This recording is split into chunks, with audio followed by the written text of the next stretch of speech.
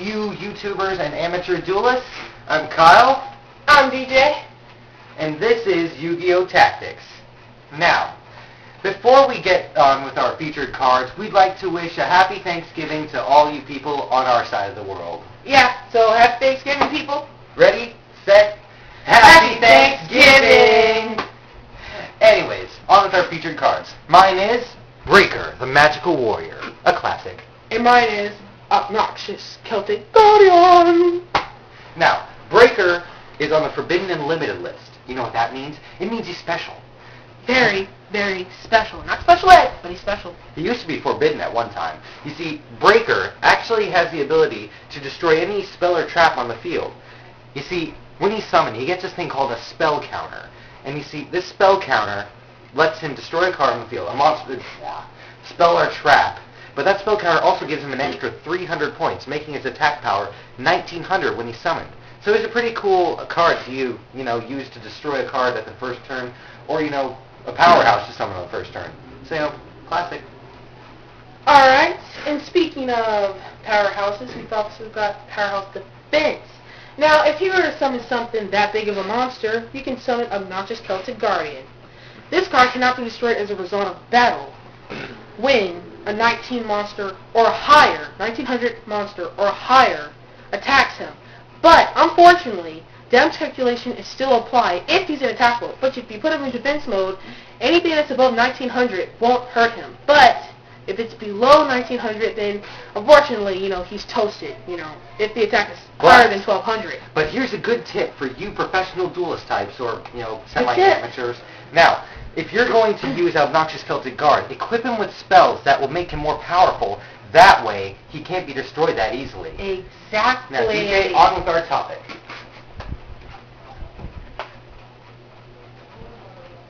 And our topic is... Monster levels! Monster levels, indeed. Now, monster levels, right here.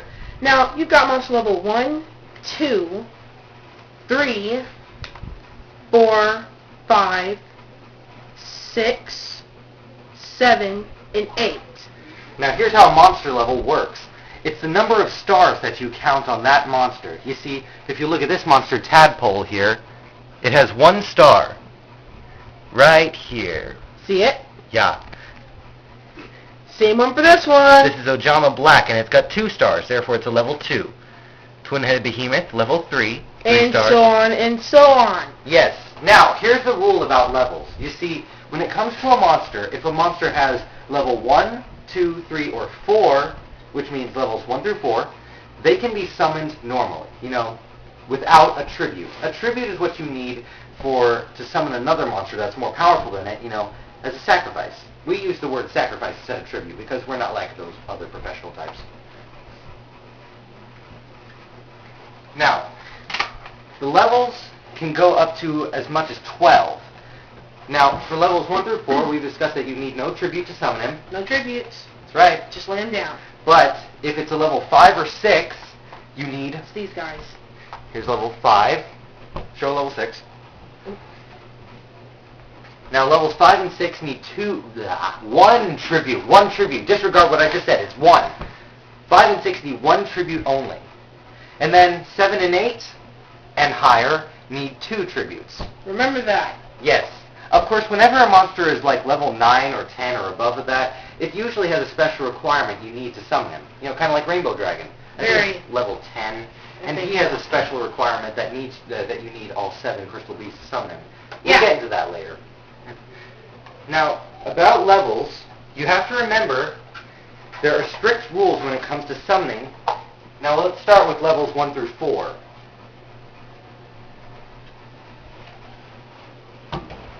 Anyways, let's start with levels 1 through 4. Alright, levels 1 through 4. Now, levels 1 through 4 can be summoned normally. You see, kind of like a normal summon on your first turn. Say you summon Battle Football, 4-star. You can just summon him to the field. Yeah, but see, if you're smart, you wouldn't do that. He only has 1,000, so he's not packing in heat. But if you look at his defense, 2,100. Now, that's pretty good. So what you want to do is set It's just like that, face down where nobody can see the card. Either way, you can only normal summon or set once per turn. And once you do this, next time it may be flipped. That's called a flip summon. It's a flip summon if it flips. If it's in face down defense, then you flip it face up into face up attack. And it's also considered flipped if it's attacked face down. But in that case, it would have to be flipped, still face up, but in defense mode. Yeah, it would have hacked into attack. Now, when it comes to tribute summoning, it's still a normal summon, just you need a tribute to summon it. Yeah. That's all. That's what a tribute summon is. So do not get it mixed. Do not set, a 9-star monster on the field and expect it to actually, be working, because it's not going to work. You have to tribute summon.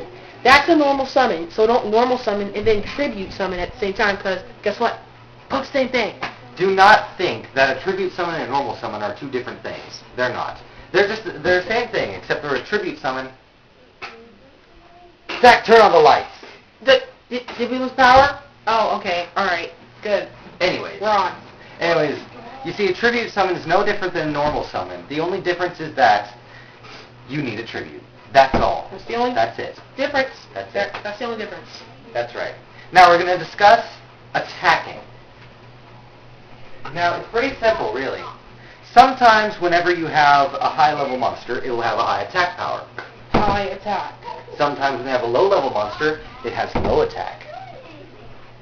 So, let's take something, for example, like Twin-Handed Behemoth right here, well-known card, which is only 1,500 attack. And let's take something like... Let's take Guardian Angel Joan here. Now, here's how it works.